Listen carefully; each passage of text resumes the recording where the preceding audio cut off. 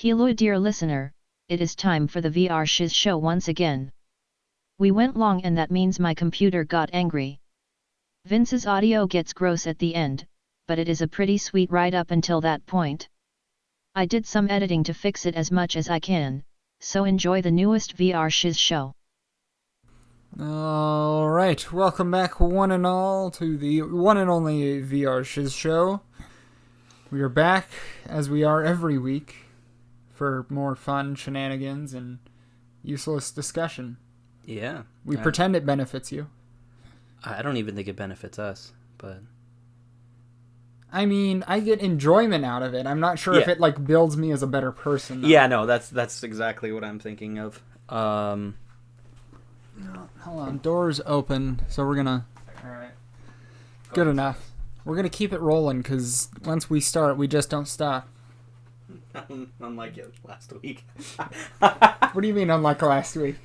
Oh, yeah, yes. No, we have... Those are dire circumstances that we need to end. Quiz listened to it the last one, and he died. He died? Yeah, he died. I'm glad. I'm glad that it had that sort of an effect. But, yeah, we are back. We'll start off with, as always, the same old of media consumed. And we'll get going from there. Media consumed. Do you want to start us off, or do you want me to start us off? I mean, for me, I'm trying to even think if I've done a whole lot different than I have last week. And the more I think about it, the more I realize, no, I've been playing kind of the same old, watching the same old, listening to the same old. But I will say I have been playing Enter the Gungeon. I've been playing a lot of that. Yes, last time I was here, you were actually playing it. Yes. So what I'm trying to do is unlock every item and gun and everything in the game. Mm-hmm. And it sucks. Because it's like, I think I've done everything, but I don't know what I haven't done. Like, I'm going to have to go through at some point on the wiki and just see, alright, this is what I have, this is what I don't. Just cross-referencing between the wiki and the Ammonomicon, as I have completed as much as I can.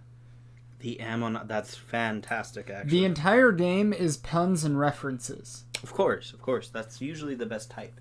It is, after all, called Enter the Gungeon. Yes. But, Gun Dungeon. It is a fantastic game. I just did boss rush mode for the first time, even though that game has stopped receiving updates for a year since they released Exit the Gungeon. Which, they just released a new update for Exit the Gungeon. That's what I've been playing. I forgot, they came out with a new update for Exit the Gungeon. Which, changes interesting aspects. So Exit the Gungeon, it's not a roguelite really at all. You start out with a weapon that will constantly randomize, and the longer you get a kill streak without taking damage, the better a gun you will randomly get. And so they added a game mode where you can get guns that run on ammo, but there's no ammo to pick up, so once you use that gun, it's useless to you, basically. Oh, okay. But they also added, a weird giant squid thing to kill that I died to. But yeah. Exit the Gungeon is an interesting game purely in the way it is a sequel, because it uses so many of the mechanics from Enter the Gungeon. But it's different enough to where it's definitely a very different game. Okay. But anyone who plays Enter the Gungeon, I would say, is going to find Exit the Gungeon to be incredibly easy. Okay. Whereas if you have not played Enter and you go straight into Exit, it's going to be much, much harder of a game. Okay. Just because you're going to be more familiar with what guns do, which guns do what, things like that. Instead of going in blind and just figuring it on the fly. Yeah, I would say it is a sequel you have to play after you play the original. So, but yeah, that's been just about all I don't know. I'm having a stroke right now. It is Monday. We record these on Monday. Don't give them the illusion of time.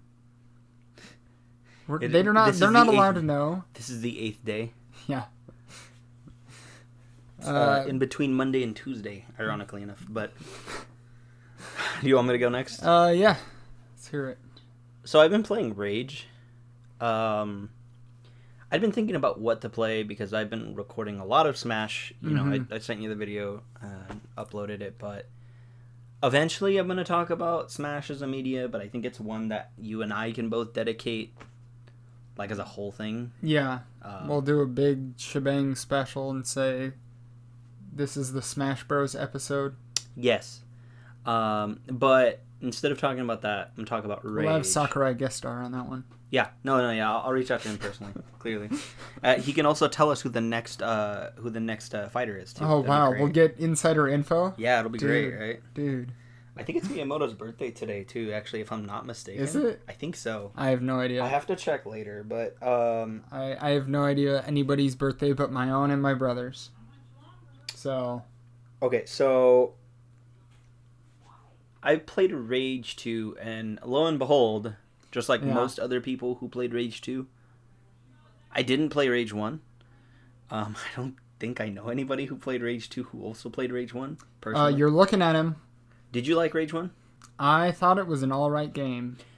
So did everyone else. That was the scores were mediocre across the board. It was nothing incredibly spectacular, but it was fun for what it was. It wasn't a bad time. You did play Rage 2, though, right? Some of it? I have played, like, the first 20 minutes of Rage 2. Let's pull up Steam right now. We have... While you're doing that? Yeah, let's see. I have, in Rage 2, a total of 74 minutes of playtime. Oh, okay. So almost an hour and a half.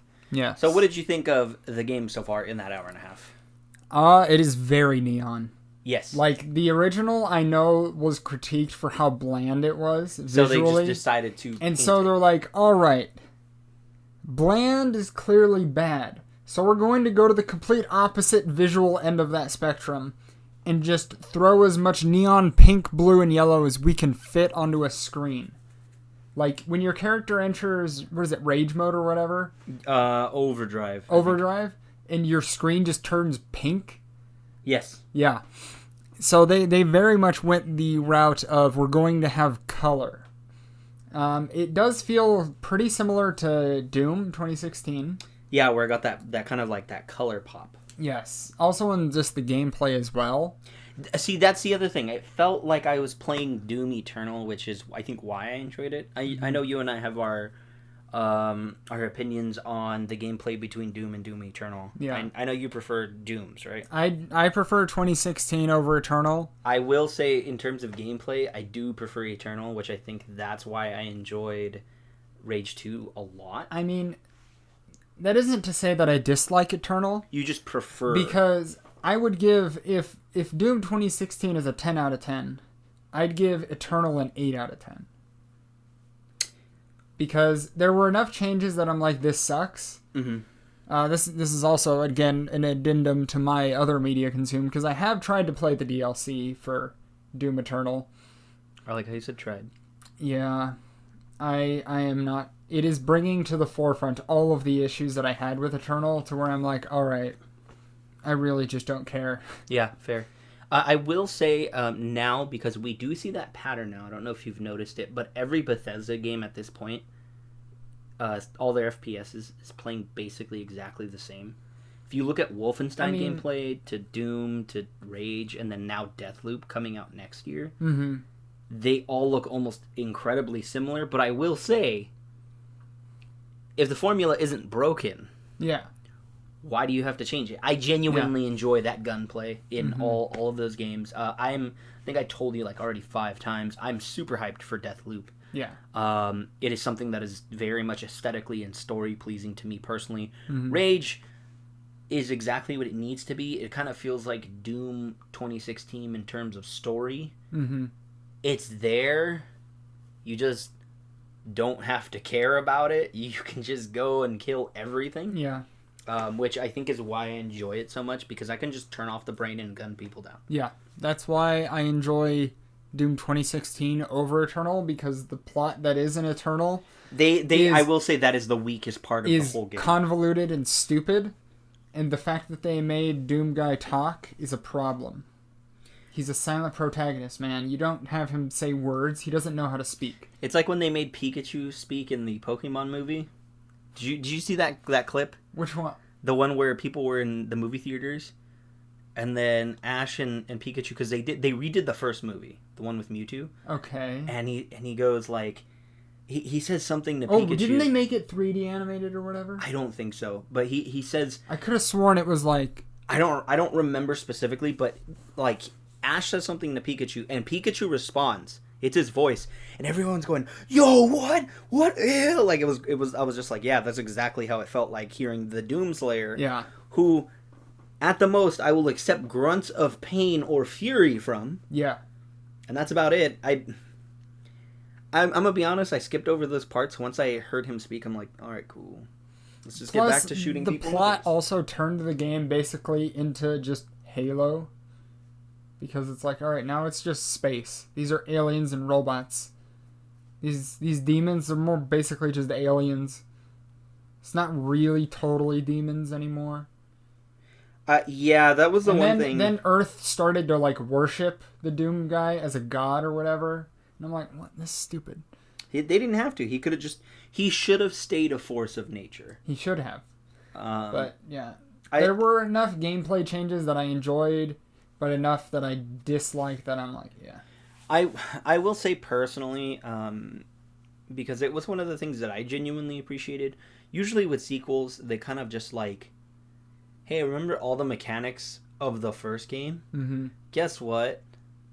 You have to relearn all of those again. But in this one, they were just kind of like, hey, guess what? We're throwing 4 abilities at you within the first level. Go ahead. Which a lot of people didn't like. I genuinely enjoyed because it forced me to learn how to play the game as opposed to like, let's learn this aspect. To be fair, there were also way too many tutorials in Doom Eternal. Where it Yes. was like, all right, here's the enemy. Here's how to defeat it. You didn't need to figure that out on your own.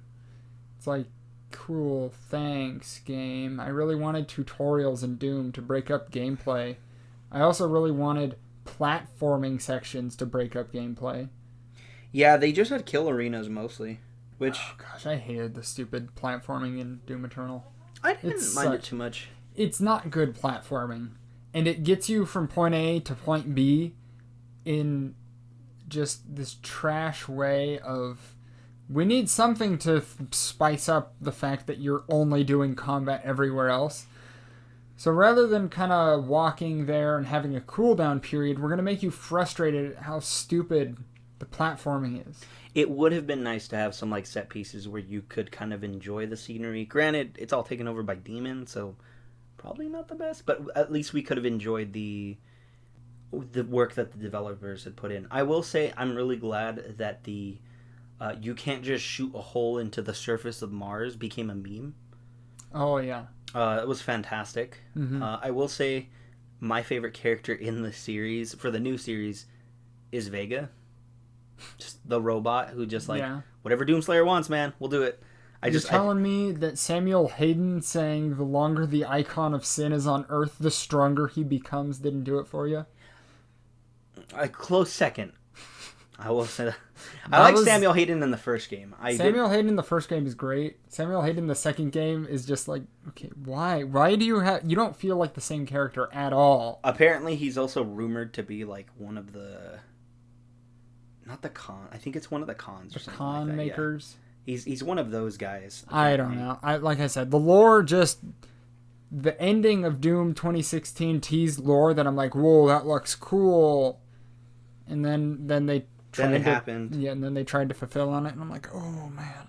The other thing I will say that made no sense is suddenly the Doomslayer has a spaceship at the very beginning. I'm like, where did I was a bit confused Where did he get this? I was a bit confused about that one, too.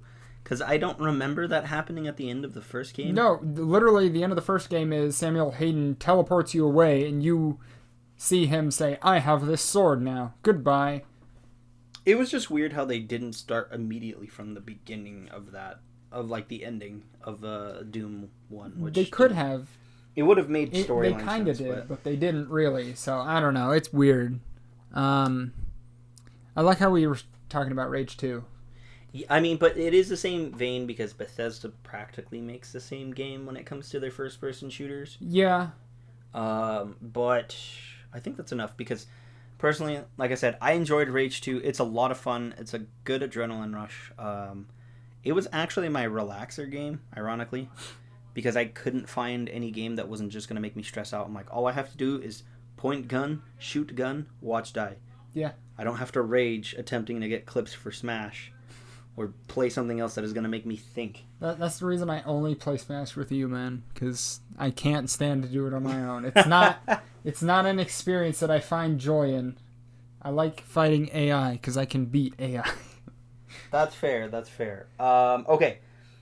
So, we agreed on a topic probably 2 minutes before... Right before we started. We've decided it right now, right here. Yes. Look, have we ever really prepped for We always prep the day of, which I think is fascinating. If that. Yes. I don't remember our first one. I think that was the only one that we had planned, but that's because we planned it like a week in advance. And then everything else is like, hey, yeah. I'm going to be honest. My brain shut off while talking about... Did you forget the topic? I just forgot the topic. I'm not even kidding. That's not even a joke. That's not a bit. I know that we decided this topic literally right before the show, but it's already out of your mind.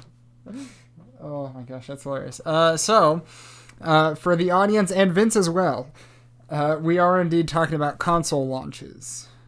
And there we go. That kick in the gears, get them going. There's still a lot of cobwebs there, but at least they're moving. Okay, it's a slow churn. But at least it's moving and it's not just stagnant. Yes. So what aspect of console release do you want to talk? I think we should talk about the modern stuff right now that's coming out, and then probably to our favorite consoles. Given the past week has released both of the new consoles, both the Xbox Series X and S. The refrigerator versus the Wi-Fi router. And the PlayStation 5. Mm-hmm. Yeah. But I hate Xbox's naming scheme. Yes, it's just Xbox and then something in the title besides that. Yeah. I don't understand how well they sell, because that implies that a mother at, middle-aged mom is going to GameStop and is able to say, yeah, I want this one. I want the and Xbox. They're able to actually get on that. Yes. Because you start out with the Xbox.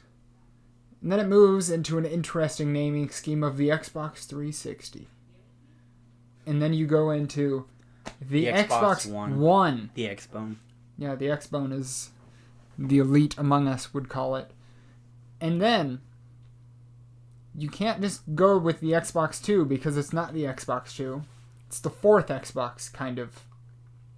You have the Xbox Series X and Series S.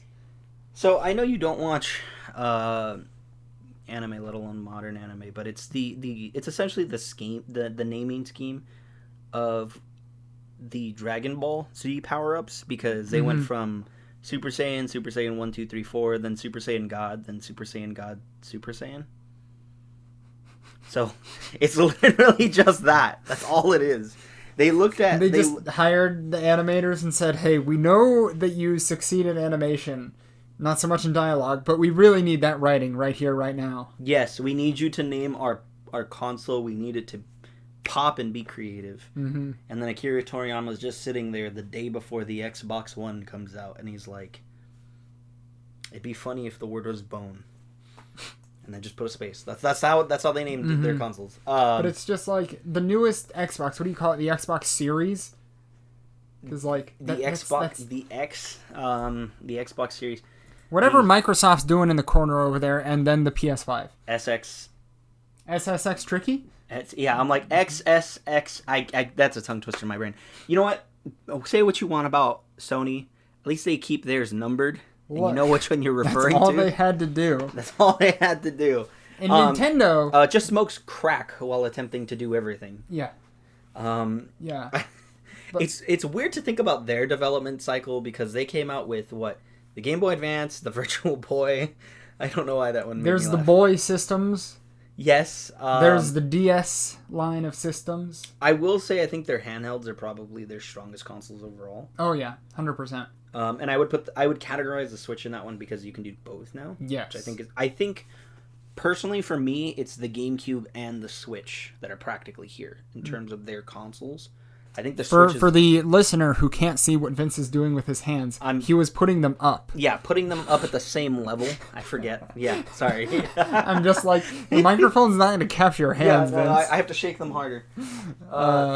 That reminds me of a Helen Keller joke that I'm not going to tell today, but we'll tease that for future if we remember that at all. It will come casually. To be fair, you didn't remember the topic at hand today, so we're not going to remember that joke either. That is fair. I might as well tell it after this, but so I think for them personally, as crazy as their designs are, they're trying something new every single time. Yes. And that, I can respect Nintendo for that. Granted, they're not doing that with their games, but at least they're doing it with their consoles. I mean, they're making good games. Yes, but then we have things like Pokemon. Well, yeah, but that's Game Freak. Fair. I will say that I'm really sad that they haven't come out with new IPs for a lot of their stablemates. Like, remember when Metroid 4 was supposed to be released? That's coming. Or Star Fox, like an actually good Star Fox game. You're telling me the one on the Wii U didn't do it for you? You can't even hold it. Was it FX0? Yeah. That we have at this point. Captain Falcon is just the original first Smash character. That's all he is at this point. He's not even that. What is the other one? Kid Icarus. That's another one that deserves that. I watched a video the other day that was the other day. I say that like it was like 2 days ago or something, but I saw it like months ago. Yes. I'll link that in the description if I remember when I'm editing this. But it's a fantastic video talking about how great Kid Icarus is and how we'll never get it again because Sakurai is just doing Smash until he falls over and dies. I'm hoping that he does take a break from Smash after this because I think Ultimate's probably the most comprehensive Smash game there is. And if he does take a break, which I really hope he does, that man needs to sleep. Yeah. I do hope he does work on other IPs, like going back to Kirby, going back to Kid Icarus. Shoot, even doing like, I know this would probably not be up your alley, but doing some sort of like cross-platform thing together where it's like Kid Icarus and Kirby. I think something like that would be cool. Have you played Kid Icarus Uprising? I haven't. It was one of the games that I've been wanting to buy, but I never bought it. I'll lend it to you, dude. All right, cool, perfect. Kid Icarus Uprising, if you haven't played it. I heard the writing is phenomenal. The writing is hilarious. Yes. It is one of the funniest games to just play. Yes. The gameplay is subpar. It works. Yeah. It's interesting enough to where it's like, this is really, really good gameplay. It's not anything that's going to stand out like Mario Odyssey is like a hell amazing, I don't even know what I'm saying, but well regarded is the gist of what I was trying to fart out of my mouth there. It didn't do anything like that, but it was really good use of 3D on the 3DS. Yes. And the gameplay had a fantastic online multiplayer. It was the only online multiplayer Nintendo has ever succeeded in keeping stable networks for. I think they're still online today. I don't know why that's funny to think about. I'm sorry. It's more sad than anything because I'm paying $20 a year or whatever. Yes, to play Super Smash Brothers at like PowerPoint presentation. Yes, I think an actual PowerPoint presentation. I think one of those slides, you know, the ones that in the old school like. It's like the little light and you put like the... the slide projector. I think the slide projector is faster than Smash sometimes, which is ridiculous. Yeah. But I realize that we're getting completely off topic. So, did you see any of the lineup for the consoles that had just recently come out?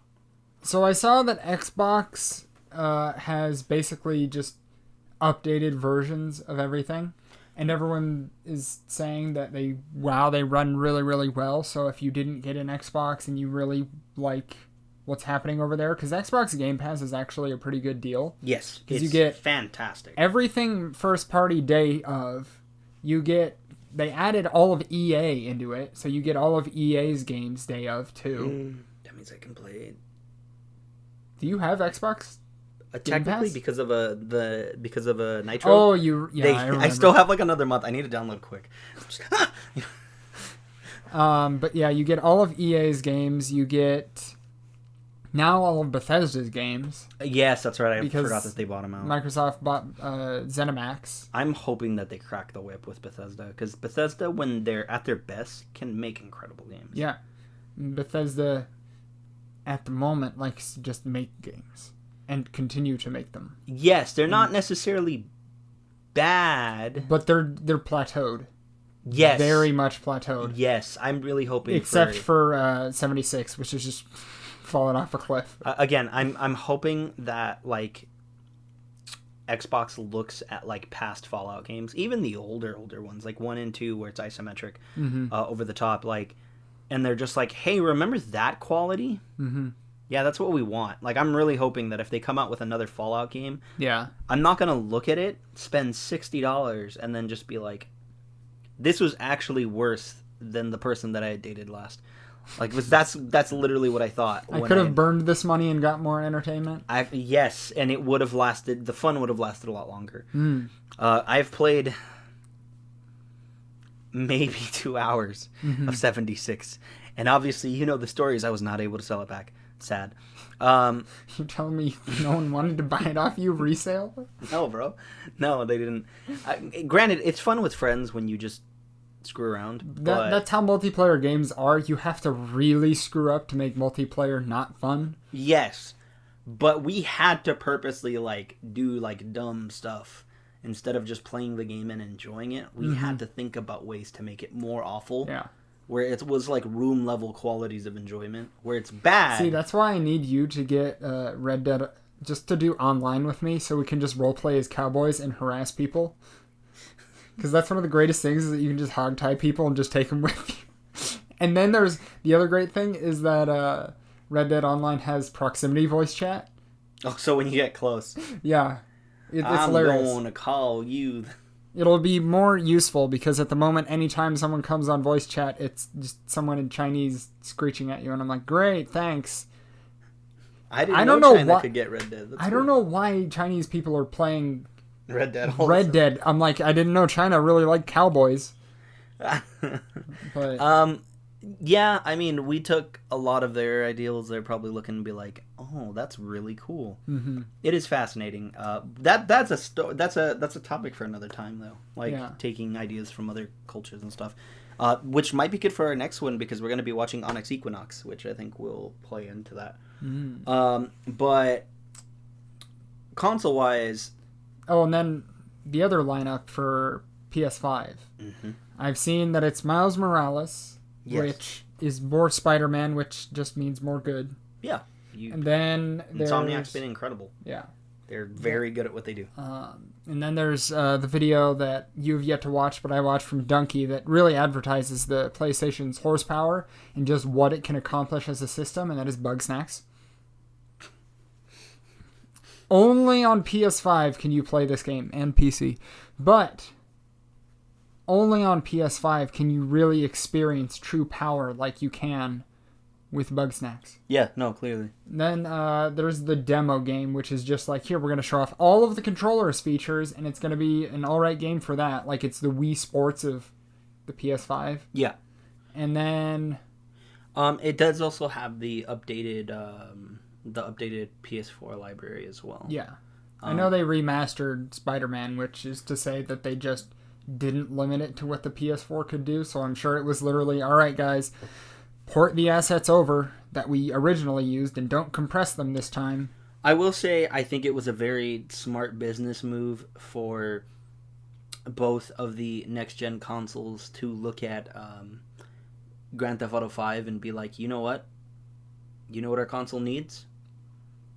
The same exact game that everyone's been playing for a while. We just need to boost it up and put it back on here, because everyone's going to miss it if we don't just upgrade it and put it on there. GTA 5 is still used as a benchmark game for like how well graphics cards and stuff on PC work. It's true, but how many things has it been ported to that's not named the Switch? Many. If someone could put it on a TI-82 calculator, I wouldn't even be surprised at that point and be like, all right, cool. I mean, you spent your time doing that, but it just, I think it's fantastic. I will say, I think you know what side of the I guess console war, and I'm using the quotations. What side I lean towards more often? That is definitely Sony for me. Mm-hmm. Just because of the PlayStation 2. PlayStation 2 is still probably my favorite console of all time. Yeah. PS3 is right there, just because I could play also PS2 games on there. With some of the absolute bangers that were PS3 games, like Infamous, Dead Space. See, that's the thing, is that Xbox in the last generation just really, really didn't do exclusives. Yep. Like, at all, and that's why, that's 100% the reason why they failed. Plus, the early marketing for it was absolute trash. Yep. And Sony killed them for it, and it was hilarious. Yes. But, yeah. Sony's always been, that's the one thing I'll give to them. They've always been fantastic when it comes to their exclusives. Mm-hmm. Their security probably needs a boost. I will say that. Because that doesn't really ever happen with Xbox, but I think Sony got hacked like 4 times. Yeah. But their exclusives are fantastic. Yeah. I will say that much. Yeah, I mean, I haven't played too many PlayStation exclusives. I've played a few here and there, but it's mostly just been Halo that I've played. Now that that's on PC, I really don't even need an Xbox. Oh, that's right. We probably have to play that soon. I have that. But it's an interesting launch, I will say, because it feels so different with the state of the world. Yeah, I don't know if you've... Well, I don't know if you've noticed, but, like, both companies and even, like, Nintendo, like, other gaming companies have been, like, really wholesome about all the launches. Mm-hmm. Reggie from... I think he's... Is he still the CEO of GameStop? I think he is. He's not Is he CEO? He's something like that. I know they partnered with him to hire him on to do stuff as, like, a board of directors role. I think he's right under CEO. I don't remember, but... He even reached out for both of them and was like, "Good luck to both of you guys." Yeah. The Nintendo company and also Xbox wished Sony luck, and then Sony and Nintendo did the same exact thing for Microsoft as well, which I think was really cool. I like it when both companies are just like, "Hey, I really hope you do well." Because personally, to me, I'm not very much a person on the whole console war thing. If there's a game that I like and I can access the console, I'm going to play it. Mm-hmm. And I'm going to enjoy it. Yeah. I don't really... I've grew up with both systems and consistent Nintendo stuff, so I never really got bothered by which one is best. Although, recently, because of you, I've now been introduced to the Master Race of all gaming, which is the PC. Yeah. Now, granted, my PC isn't the greatest thing in the world, but it can run really well. I mean, for 1080p gaming, we've got it locked down. Yes, I have. What did I play recently? I don't even think I have anything crazy physically demanding yet. I think the hardest thing that would be for you to run on that system at 1080p would be like Red Dead. Yeah. But anything else, your rig can handle. Like I said, I think the most physically demanding game, for the lack of a better term, I have is probably Halo. No. I think so. Halo was incredibly well optimized. It was amazing. Like, this was what everyone was talking about. I mean, like, overall, I think that one would be like the one that would... It's and that's not even... To be fair, you're playing like New Vegas, which is... Yeah. New Vegas, a lot of 2D hand-drawn games. Yeah, that really need that horsepower. Yeah. It's just like you said with Bugsnax, bro. That's pretty much what I'm doing with my PC right now. To be fair, I'm in a more hilarious position because I have a stupidly overpowered rig. Yes. And I play just almost exclusively indie games that can run out a potato. It just reminds me of, like, if John got, like, one of our rigs and then just played Minecraft on it all day. Yeah. It's pretty much To be fair, Minecraft is one of the things that can stress a system. With all the boosts and stuff like that. Yeah, fair. So, but as for console launches, I haven't ever really partaken in any of them, except for the Switch, and that was like a few months after release when GameStop finally had stock and started doing bundles. Yep. And I'm like, all right, I want that, and I loved Splatoon on the Wii U. So I am 100% going to get Splatoon 2 bundle.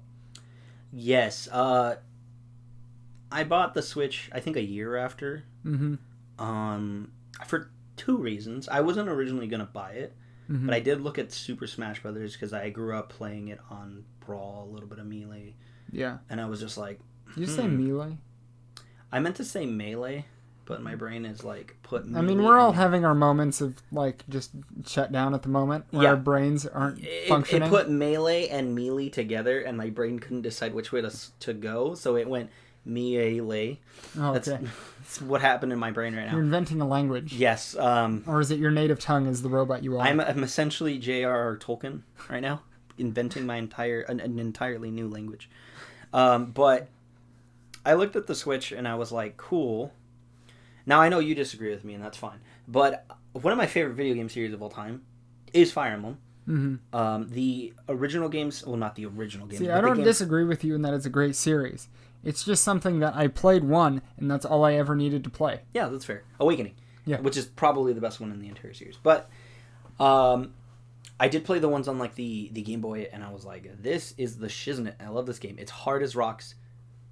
And I love the game. I like the characters. And then I played I played Awakening because I saved up my money for it. I was so excited. This was before I had a job at the time, which was 6 years ago. It's weird to think. Like, I worked with my dad, but I didn't work consistently enough to have money like that. And then I got my first job, and I was like, all right, cool. It's time to put this away. And that was one of the first things I bought. Yeah. I fell in love with the game series. Fell in love with Awakening. Tolerated Fates. That's all I can say about that one. And then I was like, I haven't found a game on the Switch yet that I'm just like, this is going to make me buy this console. I cannot find anything like that. You're telling me Odyssey wasn't it? So this is going to be Boy, really are you going to make me want to slap you? This is going to be really controversial. I'm not really a big fan of platformers. Which is why we're so different in the things that we play. Fair. Fair. I will say, does Super Mario Sunshine count as a platformer? Yes. It's probably one of the most enjoyable games to me, so I will say that. Go play Mario Odyssey. I will eventually. Do it now. My dad. We're going to end the podcast just for you to do that. The funny thing is, my brother actually has it because I bought it for him. I have not touched it, so I will play it. Mario Odyssey is the greatest Mario 3D platformer, I would argue. And I know that Galaxy's really good too, right? Galaxy is up there. I mean, all of the 3D Mario games are incredible. Good. When you say that, like, Donkey has an example where he's like, take a look at this game, Super Mario 3D World. Among any other game, this is incredible. But when you compare it to every other 3D Mario game, it's kind of meh. It's like early Pixar, where like a huge amount of their movies are just incredible across the board, but then comparing them to each other, you can tell which one is better in quality, things like that. But I will say, again, Odyssey was not for me, but I mean, it's at my house. If I can find it, I'll play it. Just because of the move, I don't know where it's at. I don't know if my brother put it in with his stuff, so I'll ask him about it. But then they announced Fire Emblem 3 Houses, and I was like, okay, I'm gonna have to. So I tried to get like that special bundle because it was like a few days before my birthday. Could not do it. There was a special bundle. There was a special bundle with like pins and banners, and I was so excited. Could not secure it. I was really sad. But you got to pre-order like I did. Get a special limited edition Animal Crossing Nintendo Switch. My dad was like, "Don't worry, I'll do it for you." I'm like, "Please let me just do it," because he was gonna do it for my birthday. I'm like, "Let me just do it," and then that if you want, you could just give me the money later for that, because I know you're going to buy me that. And he was like, nah, I got it. Love you, Dad.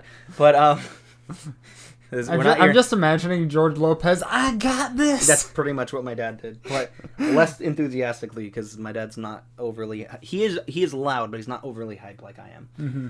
But I looked at that, and I was like, okay, I'm going to have to go buy one. I bought it on a month before Super Smash Brothers came out. Mm-hmm. For Black Friday. Mm-hmm. Got the bundle that they had, which was with Mario Kart, which was actually pretty good. Mm-hmm. That Mario Kart's pretty good. I will say the Switch is probably one of my favorite consoles of all time. like hands down. I think it's probably second favorite. Yeah. Just because of its versatility, the sheer amount of games that Nintendo was like, you know what, screw it, we'll put it on here. Look, I think it's funny. The Switch has almost made the Wii U obsolete. It almost launched in that way obsolete. But I mean, I love the Wii U, and they ported basically all of the good games from it onto the Switch. The only thing that Nintendo needs to do right now is look at their library of Wii U, and GameCube games, and have that system that they have for NES and stuff like that. If they created a system like that for the Switch, they're not going to, because they love money, and they'd rather just sell us the Fire Emblem that's coming out again at the beginning of next year, and you best believe that I'm going to buy it. Yeah. I mean, they sold us all three 3D All-Stars. They're going to do that. We griped about that for a while. So. Look, man, if they sold Paper Mario The Thousand-Year Door, I think I've talked about it more times than I have Danganronpa, except I'm mentioning that right now, so never mind. It's tied. No, yeah, it's one of those things, like, if they ported Paper Mario The Thousand-Year Door, or the Danganronpa series, even though I've already played it like 3 times each, to the Switch, you best believe I am buying both of those with no hesitation and no shame. I don't care. Those are my favorite games, and then that also means that Monokuma could be in Smash. And then I already told you that I'm going to appear in your room. Once the reveal trailer happens, I'm just going to physically manifest myself right here if Monokuma somehow gets into Smash. It's a good thing I don't have to worry about that. Yeah, because you're not going to be... Because it's not going to happen. Yeah, it's not going to happen. That would be funny, though. I would just probably send you a text message or a call and just be like, just a voicemail. Yeah! Just like 20 seconds and no context. That's all it's going to be. But console-wise, Switch, I think, is probably one of the most successful. Overall, one of the strongest. It currently passed 3DS sales. It's on track to be Nintendo's best-selling. It deserves it. I genuinely think it deserves it. After what happened with the Wii U, because the Wii U was Nintendo's golden age of software. Yes. But they couldn't sell it because it was the Xbox naming scheme of, this is stupid, thank you. No mom is going to know what this is. Because when I first saw the reveal, I thought, oh, they're doing this weird screen thing as an add-on for the Wii called the Wii U. I didn't realize it was a whole separate system. They took all the strengths of that and they put it into the Switch, I think. Yes. That's what it feels like. Yes. There are many games that really use that second screen incredibly well.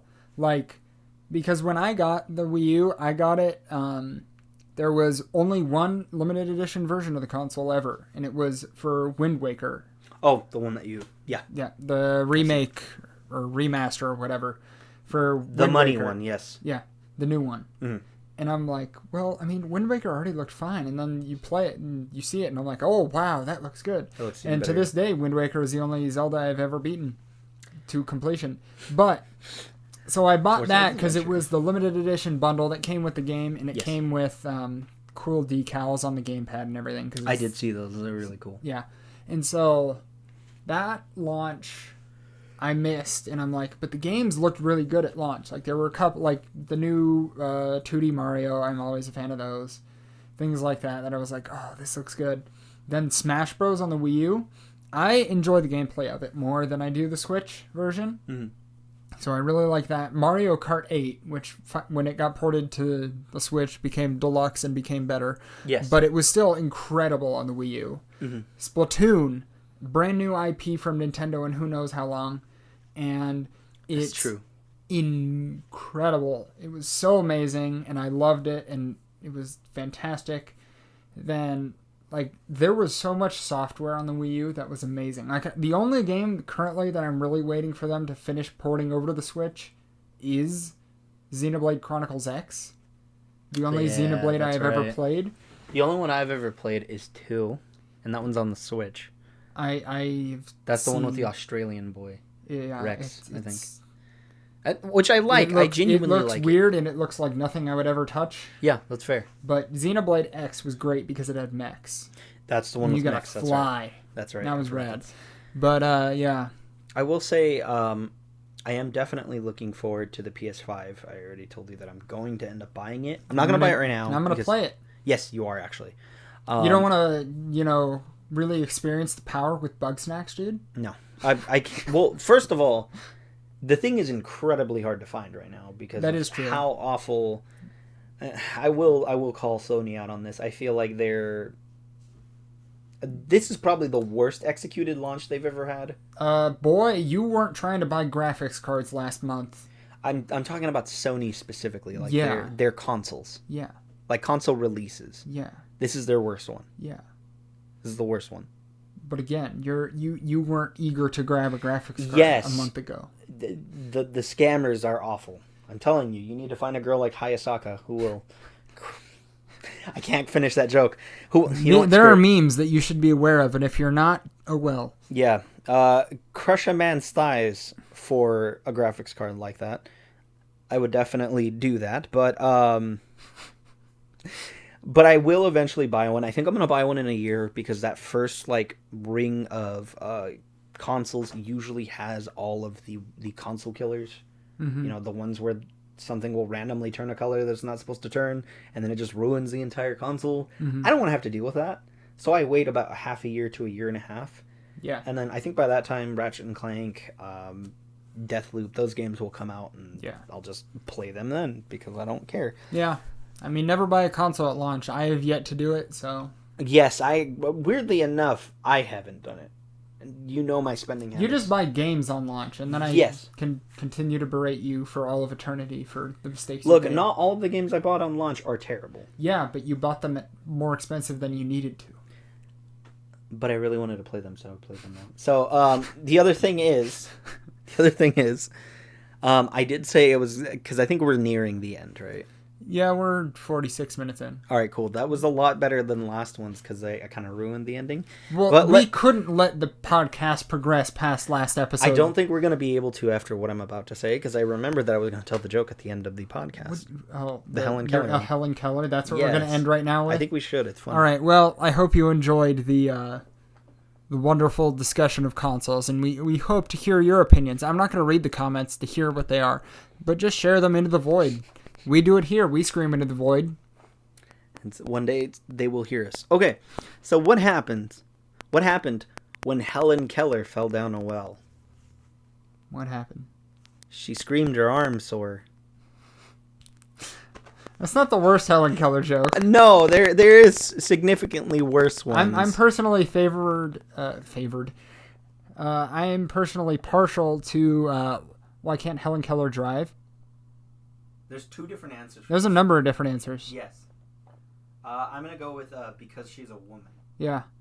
That's one of the answers, and the other is because she's dead. Yes. Why can't Helen Keller? What would? Hold on. Give me a second. What would Helen Keller's parents do to punish her? I think I've heard this one, but what? There's actually three different answers. Oh. I'm sure all three of them. One, they would glue doorknobs to the walls. 2, they would rearrange the furniture. And you're going to want to end it after this one. 3, they would put a plunger in the toilet. Oh, gosh. All right, yeah, that's the end of the show, people. Goodbye.